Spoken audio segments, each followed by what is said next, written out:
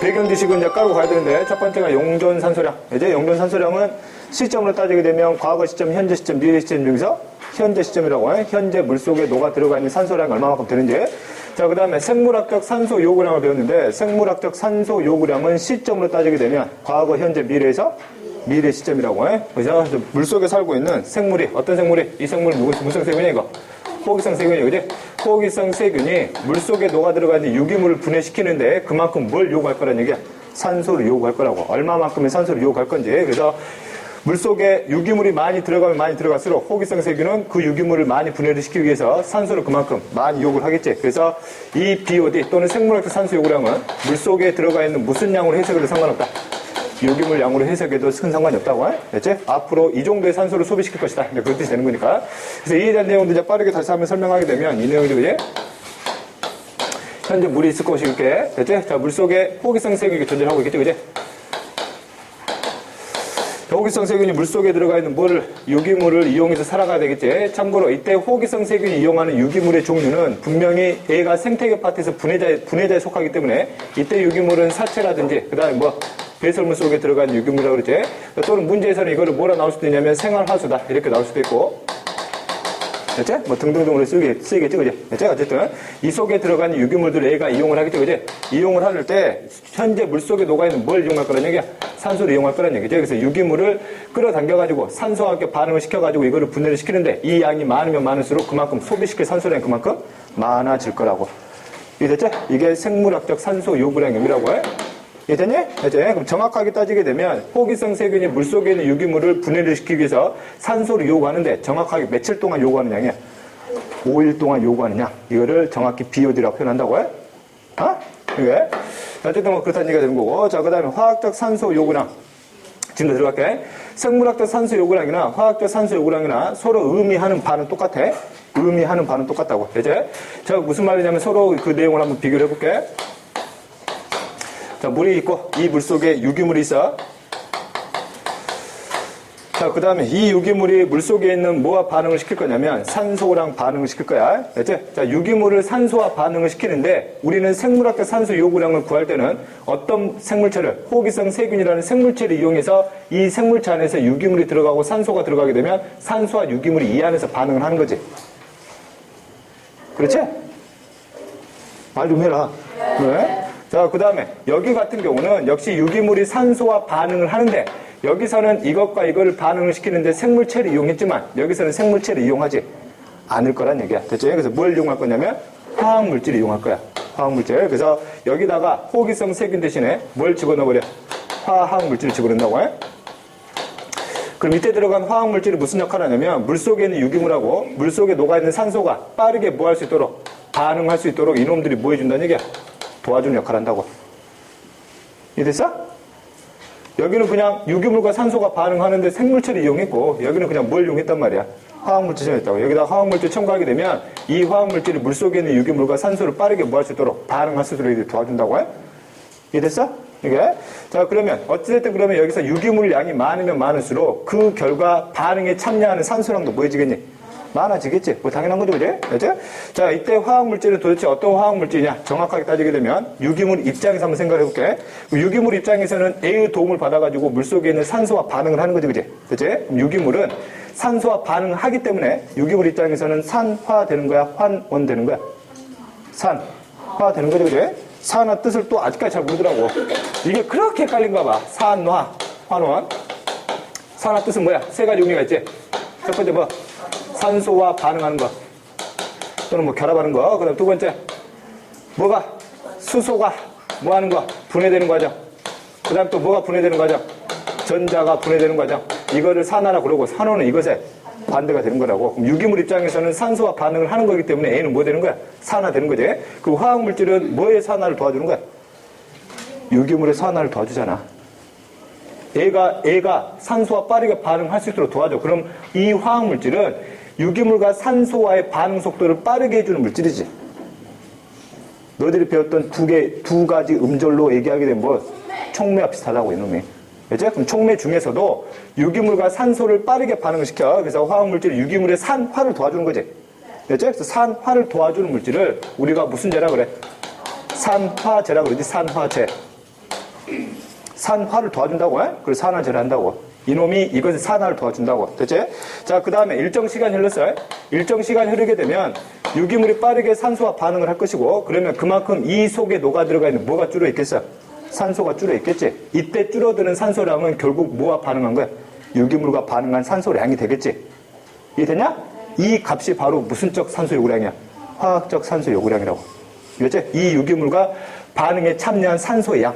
이해됐니? 그치? 그럼 이것도 마찬가지로, 이것과 마찬가지로, 이것도 결국 물속에 유기물량이 많으면 많을수록 그만큼 산소가 많이 반응하겠지? 그래서 이 값을 구하게 되면 결국 이것도 물속에 뭐의 양을? 유기물량을 의미하는 수치가 된다고. 이해됐지? 여기서는 유기물과 산소가, 아니, 유기물의 산소가 반응하는 양을 구하는데 생물체를 이용했을 뿐이고, 여기는 뭘 이용했다고? 화학물질 이용했다고. 됐죠? 그래서 이때 쓰이는 화학물질을 우리가 무슨 제를 한다? 산화제를 한다고. 산을 더주니까. 됐지? 그래서 화학적 산소 요구량을 이와 같은 식으로 영어 이니셜을 따가지고 이름을 붙여주지. 그지? 화학적 영어로 chemical, 그지? chemical. C. 그 다음에 O. 산소. 옥시즌에 O. 그 다음에 요구한다. demand에 D. 해가지고 뭐라 그래? 이거를 COD를 한다고. COD.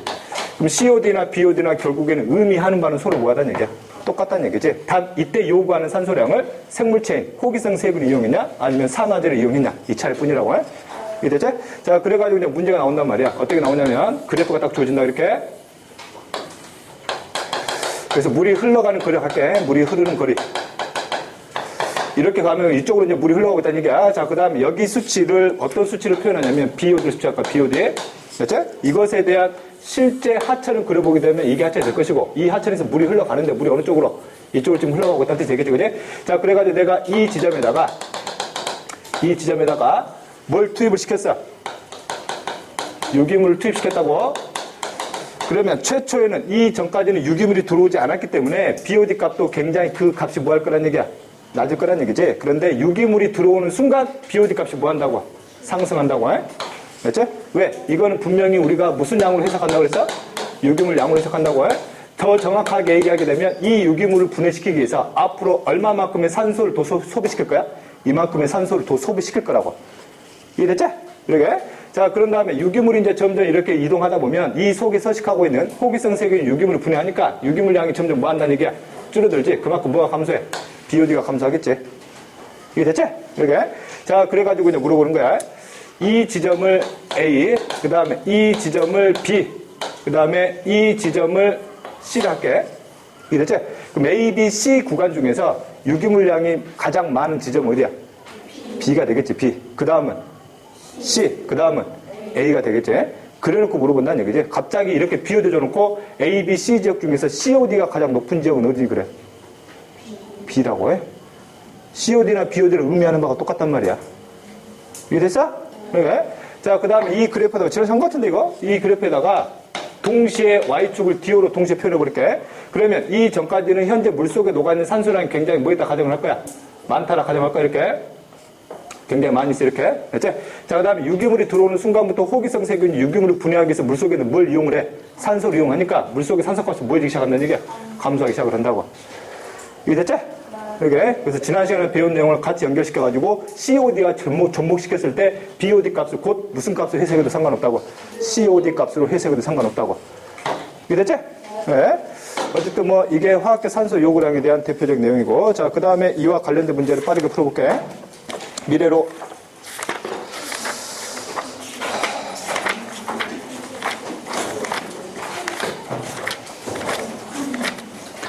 172쪽. 책 준비하라고, 미래로 준비하라고 몇 번 얘기했냐? 수업 시간에 항상 준비하라고 관련된 문제 푼단 말이야. 어딨어? 버렸냐? 계속 뭐 사면 알 거는지 마, 평생 동안. 네가 안 갖고 오면 옆에 있는 친구가 피해를 보잖아. 그래, 안 그래? 뒤에도 마찬가지야.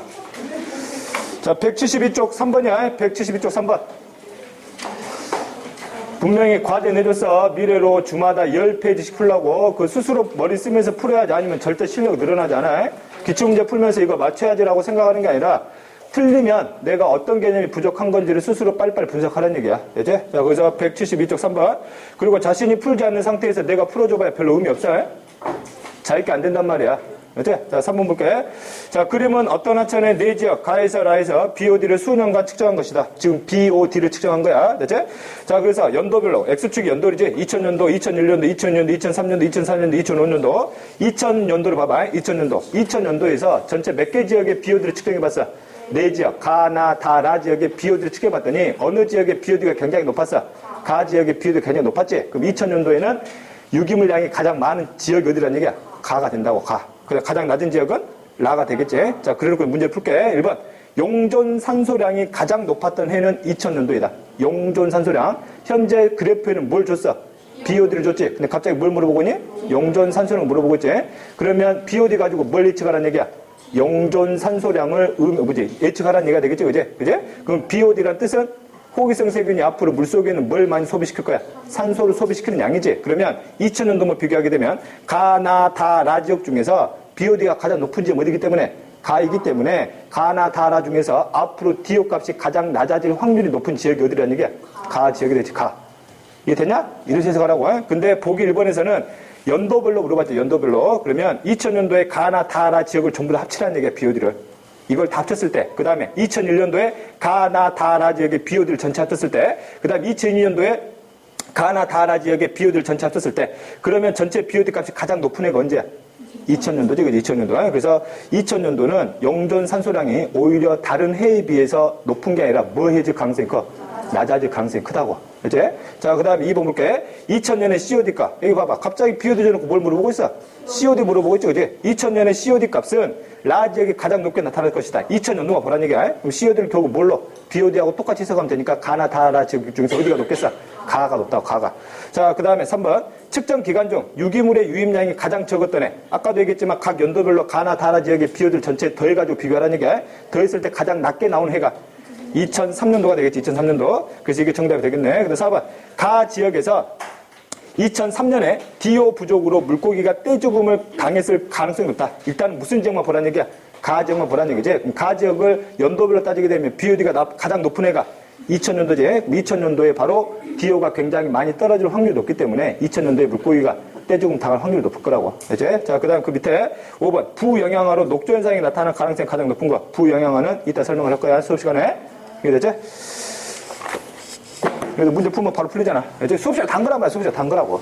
자, 어쨌든 그렇고. 자, 이걸 이제 기본 바탕으로 깔고, 그 다음에 또 어떤 배경 지식을 너희들이 깔고 가야 되냐면,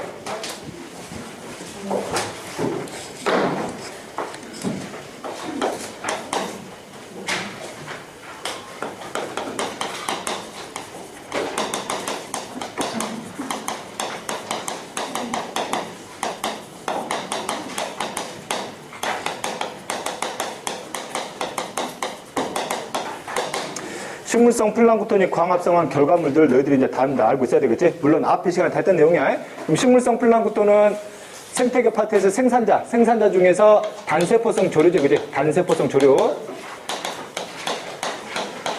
이거를 한번 확대를 시켜보자, 이렇게. 그럼 식물성 플랑크톤을 구성하는 하나의 세포가 되겠지, 그지? 그럼 이 세포가 광합성을 하려면 외부로부터 뭘 끌어당겨? 어떤 기체를? 이산화탄소를 끌어당겨야 되고, 그 다음에 어떤 걸 끌어당기니? 물을 끌어당겨야 되겠지? 자, 그 다음에 무슨 에너지를 받아가지고? 빛 에너지를 받아가지고 이 안에서 최초의 유기물의 가장 필수적인 물질인 뭘 만들 거라는 얘기야? 포도당 만들 거라고. 그럼 포도당이라는 유기물이 만들어지게 되면 이 속에는 뭐가 저장되어 있을 것이고 화학 에너지가 저장되어 있을 것이고 그 결과 무슨 기체가 방출돼? 산소라는 기체가 방출되지. 그래서 광합성 결과 세포 밖으로 뭐가 빠져나온다는 얘기야? 산소가 방출된다고. 당연한 거지, 그지? 현재 식물성 플랑크톤은 물에 서식을 하기 때문에 이 산소가 방출되게 되면 방출된 산소는 물속에 녹아 들어가거나 대다수는 또 어디로 빠져나가? 대기로 빠져나가겠지. 이해됐냐? 이제 자, 그 다음 볼게. 그 다음 애들이 만들어진 이 포도당을 가지고 자신에게 필요한 뭐도 만들고 단백질도 만들고 자신에게 필요한 뭐도 만들고 지질도 만들고 자신에게 필요한 뭐도 만들고 핵산도 만들더라는 얘기죠, 그지? 그럼 이와 같은 식으로 포도당을 가지고 단백질을 만들려면 단백질의 구성원소는 CHO에다가 뭐가 껴 들어가야 되니까 질소가 껴 들어가야 되니까 이 과정에서 반드시 뭐가 공급이 돼야 된다는 얘기야? 질소를 포함한 화합물, 대표적인 무슨 염이 공급돼야 돼? 질산염이 공급돼야 되겠지? 자, 그 다음에 포도당 가지고 핵산을 만들려면 핵산의 구성원소는 CHO에다가 질소도 껴 들어가야 되고 뭐도 껴 들어가야 돼? 인도 껴 들어가기 때문에 핵산을 만들려면은 인도 공급해줘야 되겠지? 무슨 염을 공급해준다? 인산염을 공급해준다고. 그래서 지난 시간에 질산염과 인산염을 다량 공급을 해주게 되면 이걸 바탕으로 식물성 플랑크톤은 그만큼의 뭘 많이 생산할 수 있고 단백질과 핵산을 많이 생산할 수 있고 이것들이 많이 생산되는 만큼 얘들이 무슨 수를 많이 늘릴 수 있다고 그랬어? 세포수를 많이 늘릴 수 있다고 그랬지. 그래서 질산염과 인산염은 바로 식물성 플랑크톤의 무슨 수를? 세포수를 늘릴 수 있는 하나의 뭐가 된다고? 조건이 된다고. 그렇죠? 그래서 이걸 또 포함해가지고 우리가 이것들은 결국 무슨 염료의 종류이기 때문에 무기염료의 종류이기 때문에 이거를 무기염료로 포함을 시킬 수 있고 무기염료가 똑같은 말로 무슨 염료로 표현한다고 그랬어? 영양염료다. 이렇게 표현한다고 그랬지. 이해됐지? 그리고 물속에 이러한 질산염과 인산염을 포함한 무기염료가 다량 들어갔을 때 이것들이 다량 물에 공급되게 되면 이 상태를 우리가 무슨 영양하라고 그랬었던 거고? 부영양하다. 이렇게 표현했다고 해. 그럼 부영양화가 일어나게 되면 식물성 플랑크톤의 무슨 수를? 세포수를 어마어마하게 늘릴 수 있는 조건이 된다는 얘기야. 이해됐지? 이렇게 이에 대한 기본적인 내용 알고 있어야 되고 자 그 다음에 또 어떤 내용에 대한 기본적인 지식을 알고 있어야 되냐면 호기성 세균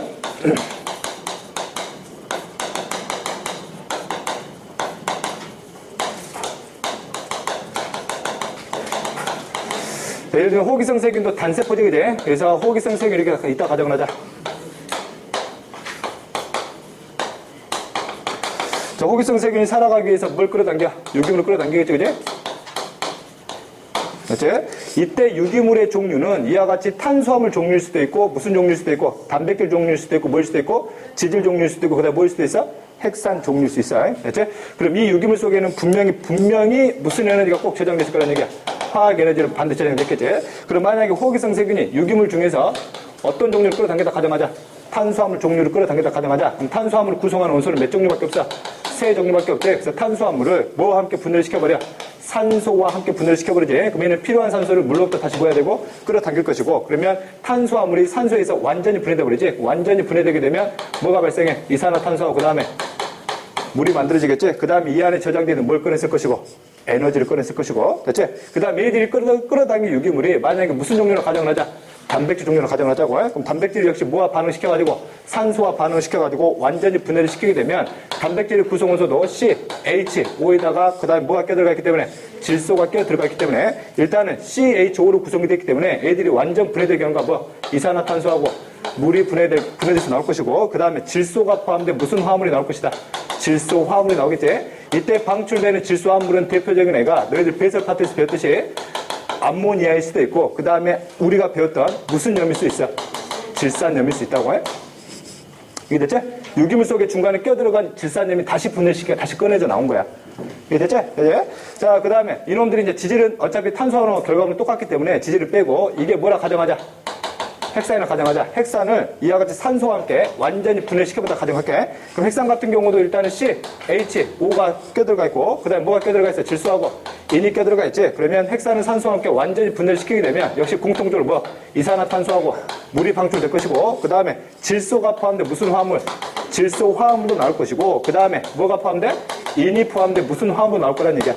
인 화합물도 나오겠지. 그럼 이때 질소 화합물은 위에 A처럼 암모니아일 수도 있고 뭐일 수도 있고 질산염일 수도 있고 이때 인 화합물은 주로 무슨 염 형태로 나온다? 인산염 형태로 나온다고. 이해됐지? 그래서 광합성 결과 이것들이 중간에 껴들어가서 이물질이 만들어진 거를 다시 반대로 완전히 분해를 시키게 되면 최초에 들어갔던 질산염과 인산염 형태로 다시 방출된다는 얘기야. 이해됐지? 이렇게. 그럼 호기성 세균한테 다량의 유기물을 공급을 해주게 되면 호기성 세균은 이 유기물들을 분해를 시키면 물속에 있는 뭐를 줄여버리고 산소를 줄여버리지만 동시에 어떤 물질의 양을 늘려버려. 질산염과 인산염의 양을 늘릴 수 있다고. 이해됐지? 이렇게. 그럼 이것을 다시 누가 이용하는 거야? 애들이 다시 이용하는 거지. 이해됐니? 이렇게. 이에 대한 기본적인 내용 꼭 기억해주고, 그 다음 또 하나. 호기성 세균한테 다량의 유기물을 집어넣어주게 되면 호기성 세균도 이 여기로부터 분해된 결과 방출된 어마어마한 에너지를 가지고 자신의 뭐의 수를 늘릴 수 있다고 그랬어? 개체수 또는 세포수를 늘릴 수 있다고 그랬어요. 참고로 단세포들의 세포 분열 속도는 다세포의 세포 분열 속도보다 엄청나게 빠르다고 그랬어요. 애들이 한번 분열을 해서 가속도가 붙기 시작을 하게 되면 애들의 세포수는 우리가 정말 셀 수 힘들 정도로 어마어마한 양이 늘어난다고. 순식간에. 오케이? 이해됐지? 이에 대한 기본적인 바탕으로 드디어 수질 오염을 들어가자. 됐냐? 예. 치워되냐, 이게? 여기 냅두고, 여기 줄게, 여기.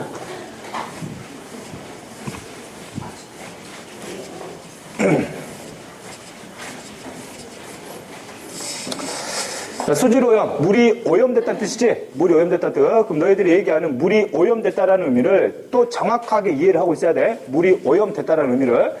자, 참고로 거기 72페이지 맨 위쪽에 나와 있는 내용이지. 첫 번째, 뭘 구분해야 되냐면 깨끗한 물과 더러운 물의 의미를 기억해야 돼.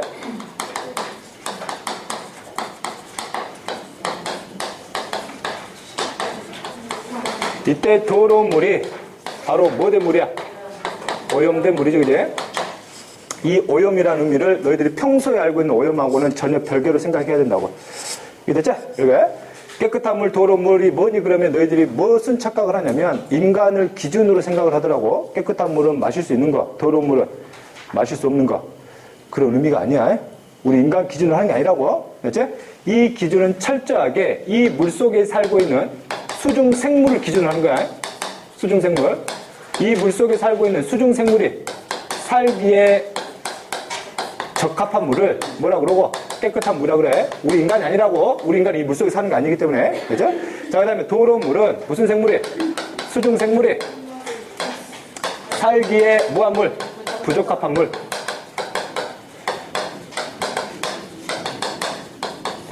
그렇죠? 그럼 이때 수중 생물은 생태계 파트에서 생산자일 수도 있고 소비자일 수도 있고 분해자일 수도 있지. 물론 실제는 세 개를 다 의미하는데 여기서 의미하는 수중 생물은 생태계 구성 요소 중에서 정확하게 뭘 의미하냐면 소비자를 의미해. 소비자. 물속에 살고 있는 소비자 주로. 그렇지? 그럼 대표적으로 그냥 뭘 생각하면 돼? 물속에 살고 있는 소비자. 물고기 생각하면 된다고. 그렇지? 물고기가 살기에 적합한 물. 그다음에 여기는 물고기가 살기에 부적합한 물. 이렇게 해석해도 문제 푸는 데는 아무 지장 없다. 이해됐지? 이렇게. 그럼 이 물고기가 살아가려면 물이 있을 것이고, 물고기를 얘기했죠, 그지? 물고기가 살아가려면 당연히 자신이 이용할 뭐가 필요하겠어? 유기물을 이용하겠지? 그 다음에 이 유기물을 이 소비자들은 주로 뭐를 가지고 분해를 시켜야 되기 때문에 산소를 가지고 분해를 시켜야 되기 때문에 애들도 마찬가지로 물속에 뭐가 많이 존재를 해야 산소가 많이 존재를 해야 살아가겠지, 그지? 그랬지? 그래서 수중생물이 살기에 적합한 물은 이러한 유기물로 따지는 게 아니라 뭐 갖고 따진다고? 물속에 녹아있는 산소량을 갖고 따진다고. 됐죠? 그러면 수중생물이 살기에 적합한 물은 물속에 녹아있는 산소량이 굉장히 뭐한 물이야? 많은 물이겠지? 물속에 산소가 굉장히 많이 녹아있는 물. 이게 깨끗한 물이란 말이야. 이게 됐죠? 이렇게. 그럼 더러운 물은 산소가 부족한 물. 또는 앞으로 산소가 급격히 떨어질 조건이 형성된 물. 알았어? 이렇게. 잘 봐. 그럼 예를 들면은 이 오류가 이용할 유기물이 아니라 만약에 여기에 서식하고 있는 뭐가 있단 말이야? 호기성 생기지, 그지? 그럼 여기다가 다량의 유기물을 집어넣어 버렸어. A가 이용하는 유기물과 A가 이용하는 유기물은 또 달라. A는 사체나 배설물 그 다음에 생활할 속에 들어가는 유기물이고 A는 살아있는 생명체 속에 들어가는 유기물이야. 이해되니? 죽지 않았단 말이야. A가 먹는 거는. 그래서 A가 먹는 유기물과 A가 먹는 유기물 차이를 좀 이해를 좀 하고 있어야 된다고. A는 살아있는 생명체가 갖고 있는 유기물. 이게 죽었어. 그럼 뭐가 되는 거야? A가 이용하는 유기물이 된다고. 이해됐지? 이렇게. 이 유기물을 내가 뭐 해버렸어? 다량 공급해버렸어. 그럼 호기성 세균이 엄청나게 좋아하겠지? 그래서 여기에는 뭘 허벌나게 끌어당겨버려? 산소를 엄청나게 끌어당겨버린다는 얘기지. 그러면 이 물은 현재 호기성 세균이 유기물을 아직 분해하기 직전이다 하더라도 이제 현재 이 물 속에 산소 값은 앞으로 뭐해질 조건이 된 거야. 감소할 조건을 만들어 준 거지. 이런 물도 뭐라 그래? 오염됐단다고. 이해됐지? 그러면 물 속에 오염을 시키는 주 물질이 바로 호기성 세균이 이용하는 무슨 물이었다는 얘기야? 유기물이었다고. 이해됐어? 그러게. 그래서 이 유기물을 호기성 세균이라는 분해자가 이용하는 유기물을 아까도 적어준 것처럼 사체라든지 뭘로 표현하거나 배설물로 표현하거나 그 다음에 우리가 사용한 생활하수 있지? 생활하수. 대표적으로 너희들이 생활하는 생활하수 중에 대표적인 게 똥이지, 똥. 배설물이 가득 담겨있는 똥물. 그리고 생각하면 돼. 그 다음에 음식물 쓰레기. 음식물 쓰레기를 그냥 강에다 쳐넣었단 말이야. 그럼 음식물 쓰레기도 결국에는 사체들이지. 얘들이 이용한단 말이야. 이게 됐지? 음식물 쓰레기들. 자, 그 다음에 이놈들이 결국 물속에 있는 산소를 급격히 줄여주는 하나의 원인이 되는 거지. 그래서 이거를 무슨 원이라 표현을 해? 오염 원이라 표현한다고. 알았어?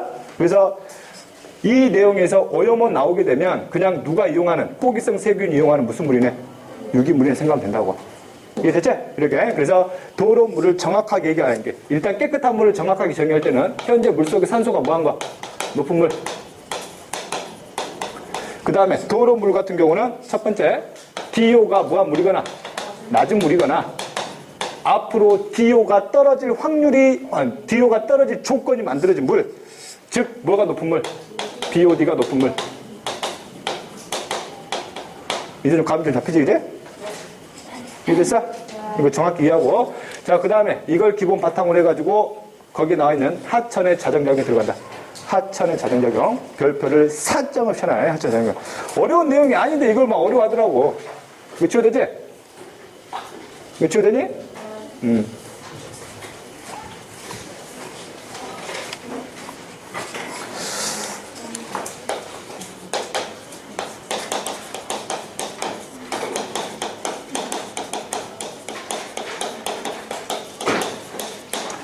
정이란 얘기는, 자정에서 정이란 얘기는 정화된다는 얘기죠, 그제? 그치? 그럼 물이 뭐에 있다는 얘기야? 최초에 오염됐다고. 오염된 걸 다시 뭘 시켜? 깨끗한 물로 만든다고. 아까도 얘기했지만 오염된 물이란 뭐라고? DO가 굉장히 낮은 물이거나 앞으로 DO가 굉장히 급격히 떨어질 조건을 가진 물이라고. 이해됐지? 그러면 그 조건을 가진 물 속에 DO가 확 줄면 다시 그 DO로 원상태로 복귀시키는 과정을 정화한다 그래. 됐지? 근데 자자가 무슨 자자야? 스스로 자죠, 그지? 하천이 스스로 정화시킨다는 얘기야, 그 과정을. 이해됐어? 그래서 그 과정. 그 다음에 하천의 뜻이란 뭐라고? 하천의 뜻이란 고여있는 물이 아니라 계속 물이 뭐 하는 거야? 흘러가는 거. 이걸 하천. 대표적으로 그냥 강이지, 강. 아까 배경 지식이 머릿속에 들어가 있으면 충분히 이해할 수 있어요.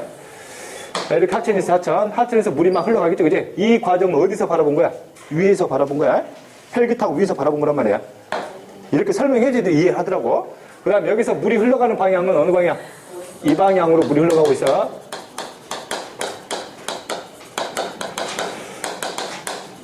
그 다음에 물이 흘러갈 때마다 각 지점별로 특정 요소를 나름대로 측정을 해가지고 뭘로 표현을 해보자. 그래프로 표현하자고 해. 그래프로. 첫 번째 그래프. 됐지? X축은 뭐가 흘러가는 거리? 물이 흐르는 거리. 그 다음에 Y축은 첫 번째 뭘 측정할 거냐면 이 값은 DO를 의미하거나 또는 뭘로 해석할 수 있다. BOD로 한번 해석을 해보자. 두 요소를 하나의 그래프에다가 지금 동시에 표현하겠다. 그런 뜻이야. 됐죠? 자, 그 다음에 두 번째 그래프.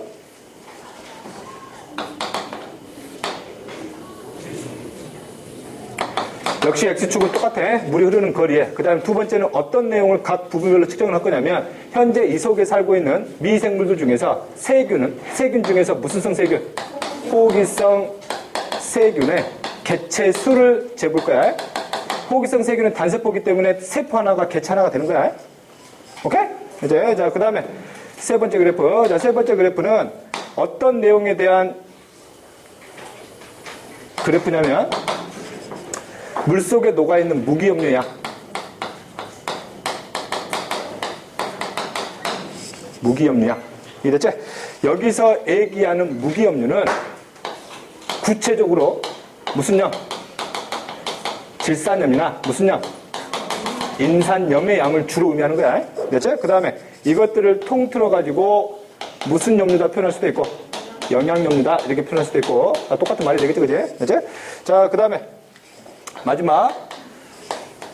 마지막 그래프는 어떤 생물체 역시 개체수를 세는데 이때 개체수가 어떤 생물체냐면 식물성 플랑크톤의 개체수를 셀 거야. 참고로 또 한 번 얘기하지만 식물성 플랑크톤은 조류고요. 조류 중에서도 다세포가 아니라 무슨 성 조류야? 단세포성 조류야. 알지? 앞에 했던 걸 그냥 다 지금 적용시켜보자는 얘기야, 이렇게. 됐지? 자, 그 다음에 현재 물이 흘러가고 있는데 이쪽을 상류라 그럴 거고 쭉 가게 되면 이쪽은 뭐라 할 거니? 하류라 표현을 할게, 이런 식으로. 이해됐지? 이렇게. 현재 상류 지점에 DO 값을 측정을 해봤더니 DO 값이 굉장히 높더라. 현재 물속에 뭐가 많이 녹아 들어가 있어? 산소가 어마어마하게 녹아 들어가 있다고. 됐지? 이렇게. 귀여운 척 하지 마. 이렇게 딱 내려. 그렇지. 그런 말이야. 귀여운 척 하고 있어.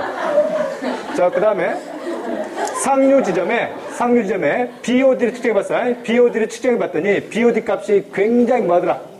낮더라. 그러면 현재 내가 그림에서 표현하고 있는 여기서부터 여기까지는 현재 무슨 양이 굉장히 적다는 얘기야? 유기물 양이 굉장히 적다고. 그래서 다시 한번 또 강조하지만 BOD는 무슨 양으로 해석하라고? 유기물 양으로 해석하라고. 그 다음에 여기서 의미하는 유기물은 또 한 번 강조하지만 누가 이용할 수 있는? 호기성 세균이라는 분해자가 이용할 수 있는 사체일 수도 있고 뭐일 수도 있고 배설물일 수도 있고 그다음 뭐로 표현할 수도 있다. 생활 하수로 표현할 수도 있고 그다음 뭐로 표현할 수 있다. 뭐였지?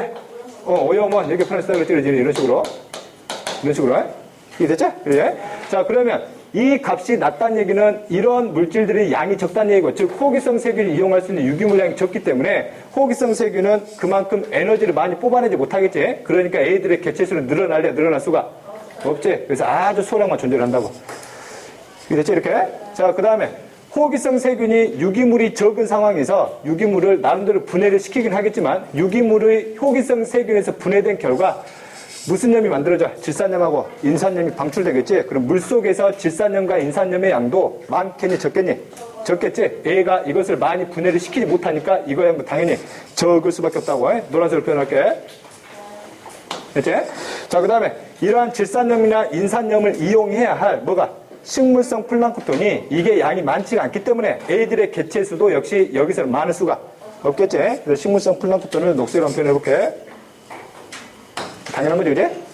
이렇게. 자, 그 다음에 이 상황에서 이 지점에다가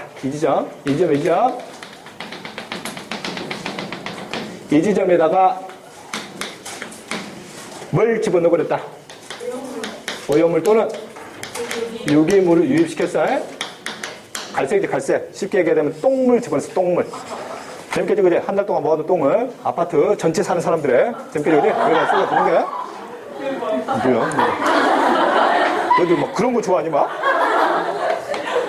봐봐. 그러면 유기물이 들어오는 만큼 앞으로 이 유기물을 호기성 세균이 분해하기 위해서 물속에 녹아있는 뭘 많이 이용할 거야? 산소를 많이 이용하겠지? 그러니까 그만큼 무슨 값이? BOD 값이 급상승한다고. 앞으로 이 정도의 산소를 뭐 시킬 거야? 분해를 시킬 거니까, 이용을 할 거니까. 이랬지? 이거는 그래도 아까도 얘기했지만 미래 값이라고 그랬어. 미래 값을 미리 이렇게 표현한 거고, 그 다음 DO는 무슨 값이라고 그랬어? 현재 값이라고 그랬지? 그럼 BOD가 높아지자마자 DO가 갑자기 확 떨어지는 건 아니지. 호기성 세균이 이용하는 시간대가 있기 때문에. 됐지? 자, 그러면 유기물이 물속에 엄청나게 많이 들어오게 되면 여기에는 두 생명체 중에서 누가 허벌나게 먼저 좋아하겠어? 이놈이 허벌나게 좋아하겠지, 그지? 그래서 이놈이 주변에 있는 다량의 유기물들을 막 끌어다가 이제 뭐 하기 시작을 해? 분해를 시키기 시작하겠지? 얘들은 그 분해된 양이 점점 많아지기 때문에 그만큼 에너지를 많이 뽑아낼 수 있을 것이고 그만큼 개체수가 뭐 할 거라는 얘기야? 증가하겠지, 그지? 그래서 애들의 개체수가 가장 먼저 증가하기 시작한다고. 이렇게. 됐지? 자, 그러면 호기성 세균의 개체수가 늘어나게 되면 물속에는 뭘 계속 분해를 시켜? 유기물을 계속 분해를 시키기 때문에 BOD 값이 점점 뭐 할 거라는 얘기야?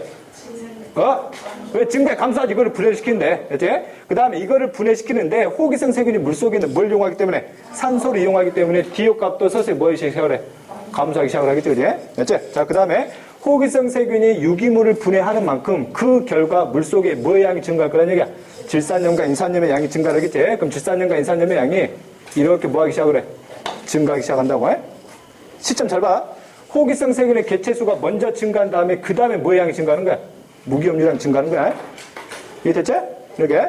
자, 그 다음에 무기염류의 양이 증가하게 되면 이제 너무너무 좋아하는 생명체 이거를 누가 너무너무 반겨? 식물성 플랑크톤 이걸 너무너무 반기겠지? 이용할 무기염류량이 많아지기 때문에 그만큼 애들의 뭐의 수를 개체의 수를 늘릴 수 있는 뭐가 돼?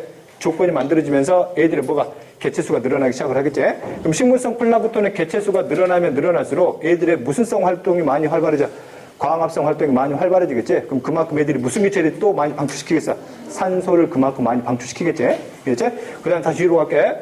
그럼 호기성 세균 입장이다. 그럼 호기성 세균 입장에서는 지점이 이렇게 이동할수록 유기물량이 점점 줄어들기 때문에 애들도 더 이상 이용할 수 있는 유기물량이 점점 뭐 한다는 얘기야? 없어진다는 얘기지? 그러니까 애들의 개체수가 뒷지점에서는 늘어날 수가 없지? 다시 뭐 한다는 얘기야? 줄어든다는 얘기가 되겠지? 애들이 줄어드는 만큼 무기염류량도 증가하다가 뭐 하겠니? 줄어들겠지?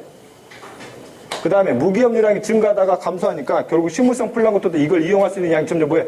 줄어들지. 그래서 애들 개체수 뭐 한다는 얘기야? 감소한다는 얘기지. 근데 여기서 눈여겨둘 거 호기성 세균의 개체수가 증가하다가 감소하는 지점까지는 계속 물속에 있는 뭐를 감소시켜? 산소를 계속 감소시키지만 분명 이 지점으로부터는 계속 뭐의 수가 증가하면서 식물성 플랑크톤의 개체수가 증가하면서 광합성이 활발해지면서 그만큼 뭘 많이 방출시키니까 산소를 그만큼 많이 방출시키니까 다시 산소값이 뭐 할 거란 얘기야? 다시 올라갈 거란 얘기지. 이해됐지? 단 BOD 값은 더 이상 증가하지 않아. 이건 증가하지 않지. 왜? 이놈이 이미 다 분해를 시켜버렸기 때문에. 이해됐지? 그래서 이런 그래프가 완성된다는 얘기야. 시점 잘 봐. BOD 값 상승, 그 다음에 DO가 서서히 감소하면서 뭐가 증가해? 호흡기성 세균 증가, 그 다음에 약간 T 지점에서 무기염료량이 증가하고, 이게 증가하는 만큼 약간 더 D 시점에서 뭐가? 식물성 플라우드 개체수가 증가한다고. 됐지? 이렇게. 자, 그러면 최초의 오염된 지역은 어디야? 최초의 오염된 지역. 유기물이 유입된 지점이 최초로 오염된 지역이지. 여기서부터 오염이 시작돼서 완벽하게 정화가 끝난 지점 어디야? DO가 최초 상태로 회복됐을 때 이 지점이 바로 완벽하게 정화가 끝난 지점이 되겠지. 이게 됐냐? 이렇게. 어쨌든 그거죠. 자, 그래서 이거를 구간별로 나누고 구간별로 여기 맨 처음 지점을 여기를 A 지점. 그 다음에 유기물이 유입된 지점 뭐? B 지점. 그 다음에 쭉 가가지고 산소가 최하로 떨어질 때 있지. 산소가 최하로 떨어졌을 때 이 지점 뭐? C 지점. 그 다음에 다시 원상태로 복귀가 됐을 때 이 지점 뭐라 하자? D 지점을 하자고. 이겠지? 그럼 오염은 B에서 오염이 돼가지고 D에서 다시 완벽하게 정화됐다고. 이겠지? 그러면 정화작용이 일어나는 구간은 어디서 어디까지야? B에서 D까지가 되겠지? B에서 D까지. 그럼 B에서 D까지 과정 중에서 어떤 정화 활동이 일어났어? 유기물량이 줄었지? 그 과정에서 뭐도 줄었어? 산소값 줄었지? 그 산소값을 다시 회복시키기 위해서 다시 누가? 식물성 플랑크톤의 개체수가 늘어나면서 원상태로 복귀를 시켰다고. 이해됐지? 그럼 결국 오염이란 뜻은 유기물이 들어와서 앞으로 산소가 분명히 떨어졌고, 그 다음 그 떨어진 산소를 다시 원상태로 복귀하는 과정, 이 과정까지 전체 자정작용이다라고 표현하는 거고, 그 자정작용에 반드시 두 가지 생물이 꼭 필수라는 얘기지 뭐. 호기성 세균과 식물성 플랑크톤이 이 자정작용의 가장 핵심 생물체라는 얘기야. 이해됐지? 그럼 자정작용에 참여한 생명체는 말 그대로 몇 종류? 두 종류지? 호기성 세균과 식물성 플랑크톤. 이해됐냐? 예. 자, 그 다음에, 볼게. 자, 이렇게 한번 쭉 꼽으자, 이렇게.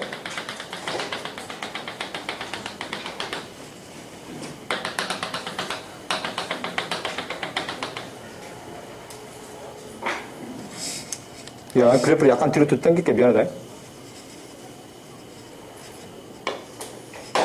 미안. 잘 봐.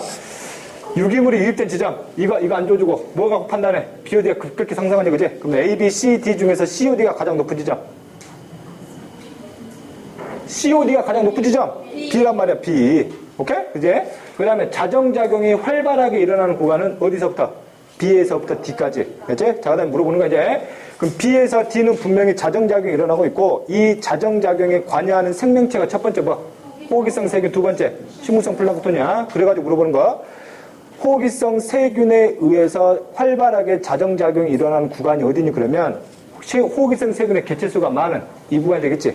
B하고 C 구간. 그렇지? 그 다음에 식물성 플랑크톤에 의한 자정작용이 활발한 구간은 C에서 D 구간이 될 거라고. 이랬지? 자, 그 다음에 이 구간에서 이 물속에 서식하고 있는 물고기가 떼죽음을 당할 확률이 높은 지점은 A, B, C, D 중 정확히 찍으라면 C가 되겠지. 물고기가 살려면 분명히 산소가 필요하단 말이야. 현재 B 지점은 산소가 아직 떨어진 상태가 아니란 말이야. 여기는 물고기가 살기 충분해. 근데 뭐가? 산소가 엄청나게 떨어진 C 지점이 바로 뭐? 물고기가 살기에 부적합한 지역이라고. 여기서 바로 물고기의 떼죽음이 일어날 수 있다고 해? 이게 되냐? 이게 어쨌든 뭐 그에 대한 내용이 되겠지, 그지? 자, 그 다음에 여기서 얘들이 많이 헷갈리는 거.